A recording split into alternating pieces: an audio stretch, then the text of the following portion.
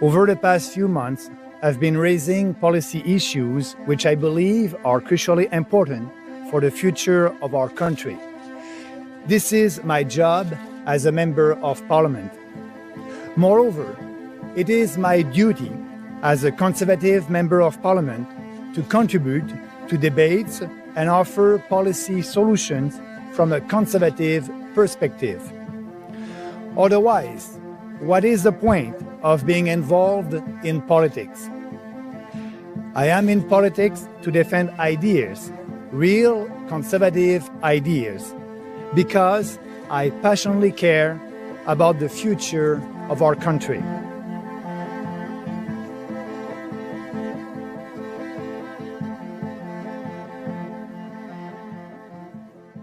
I think it's important to recognize that we're in a world right now where these discussions, this polarization, this fear of the other has become easy currency for politicians who do want to strike up uncertainty in people's hearts and lift those anxieties and try to get people to vote against things. So Canada remains committed to the Paris Agreement, making major reductions to carbon emissions by 2030. The carbon tax, part of that overall effort. What's becoming clear is that this government does not have a climate plan. Their plan has failed to reach a single solitary greenhouse gas emission target. Now it's not the birth rate, but immigration driving up the population, with a record 1 million newcomers landing last year, and millions on the way in the years ahead. World leaders, corporate giants, top academics, they're all coming together in Davos, Switzerland today. Trust into our institutions and particularly trust in our capability to shape a better future. Your gender is not dependent on what parts you were born with, but rather what you feel like in the moment. Where some public schools and libraries invite drag queens, some dress like horned demons, to read to young children. After a couple of minutes of this debate tonight, I think people can clearly see why I didn't think you should deserve a platform. For too long, Canadian politics has been hijacked by interest groups, cartels, lobbies, international organizations, corporate and union interests, and the interest of politicians and bureaucrats in Ottawa who are disconnected from ordinary citizens. We see it in the way the old parties try to attract voters and support, not by offering solutions that appeal to all Canadians, but by pandering to various groups and dividing Canadians into little tribes that can be bought with promises, privileges, and taxpayers' money. Nobody speaks for Canadians. Nobody speaks for the people. The billboards have popped up along highways across Canada. Say no to mass immigration, vote People's Party. Launching his campaign from his Quebec riding today, Maxime Bernier defended the billboards. We want fewer immigrants, a maximum of 150,000 a year. And, we're not for mass immigration. We are the only principled alternative. We are speaking the truth about the real issues that we have in this country. Immigration, taxation, that's important. And let's have these debates in this country, that's important. Canadians want that. And now is the time! The greatest threat to our freedoms in our lifetimes arrived in the form of tyrannical lockdowns, mandates, and ostracization of normal Canadians by corrupt governments across the country. We were not deterred. For 2 years, we protested across the country and fought back. Even in the middle of the darkness, we held on to our hope and faith.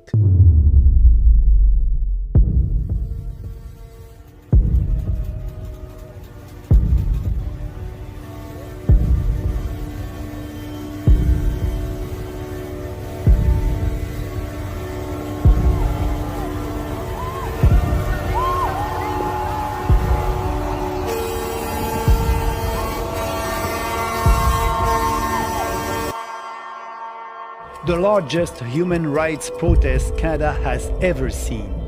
The most inspiring act of civil disobedience I have ever experienced.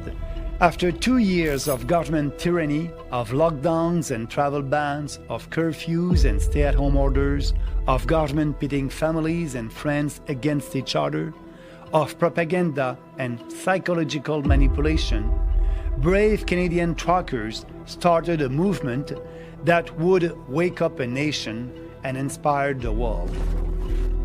Starting from the west and then the east, they made their way to Ottawa.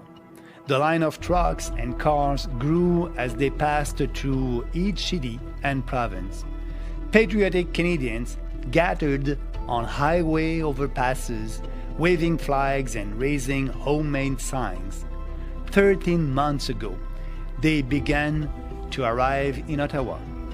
The career politicians that walked the halls of Parliament were reminded that these buildings, this country, belong to us. They were reminded that Canadians are not just serfs paying taxes to support their insane globalist projects. We are a proud people, not to be treated like cogs in some broken machine. Trudeau smeared the protesters as racist and misogynist. The fake news media painted it as an occupation. They claimed the citizens of downtown Ottawa were being terrorized and lied about protesters committing arson and other crimes. But I was there in person. I experienced it firsthand. And I can tell you, it was the most beautiful, peaceful, and patriotic event I have ever seen. After 2 years of misery and discrimination, of being separated from friends and family, there was a special sense of love and togetherness in the streets of Ottawa. People were proud to be Canadian again. But just as pride and patriotism was resurging in Canada, Justin Trudeau stumped it out like a campfire at the end of the night. Trudeau gave himself unprecedented powers meant to protect Canadians at times of war. He weaponized the financial system, shutting down fundraisers and freezing people's bank accounts without due process. Stormtroopers took to the streets, shooting journalists with tear gas and trampling people with horses. We were reminded the tyrants are still in control. Even though the Freedom Convoy was violently crushed, it was still a brilliant success. Public opinion had turned. Provincial government started to quietly drop mandates and restrictions. In the years since the convoy, the political establishment has done everything they can to sap the momentum out of this populist uprising. They've used every tool in their arsenal. The corporate media are still vilifying protesters and preventing the other side of the story from being told. The courts have delayed important cases or refused to hear them. Trudeau made a mockery of the inquiry, appointing a former Liberal staffer as commissioner. Many Canadians that had woken up have been lulled back to sleep. We must not forget about what the tyrannical Liberals did to us, what the NDP and the Bloc Québécois enabled, what the Conservatives failed to oppose. We must recapture the fervor and passion of the Freedom Convoy and start fighting now to make change in the next election. Across Canada, this has been a day of protest, counter-protest, and even some confrontations over sex ed and LGBTQ rights. To insinuate that we might actually be spending time indoctrinating them is absolutely ridiculous. You know, we don't have time for this. We just want our children to be, safe, loved, cared for, and if there is a situation where a child is in danger because of their sexuality or because of their gender identity, then it is our job under the Charter of Rights to keep them safe. at the end of the day, we want to have a discussion. We want to establish a dialogue and say, listen, whatever is being taught to our kids, parents should have a right to know about that. It shouldn't take the strong arm of the government to have to come in and kind of force these things through. I think it's great that the education minister has made overtures towards that, and I would hope that both sides can get together and recognize that parents should be the final arbiters of what your children are learning in the classroom. You know, we are the People's Party. We are working for the people, and that's why I'm here. I'm here with the people, and we share the same cause, the same values, and the message is very clear today. Leave our kids alone. That's a simple message. What is happening in our school is not education anymore, it's indoctrination. We need to stop that. So, as you said, I'm a politician at the federal level. What can we do at the federal level? We can do a lot because, as you may know, the Trudeau government is funding a lot of independent associations, radical associations that are promoting that radical trans ideology.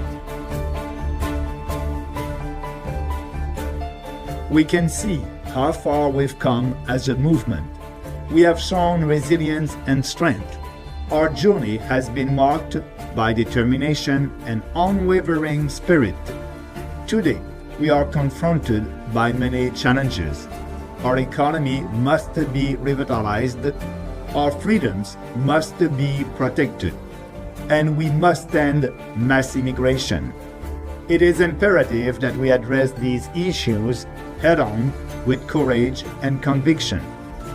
We are embarking a new chapter in our history. I call upon every member of the People's Party to join me once again in this great project, the quest to make a better and brighter future for Canada. Together, we can forge a path of prosperity, freedom, and security. Let us not be complacent. Rather, let us seize this moment. Our potential is great. Let us combine our efforts and dedication to overcome all obstacles in our way.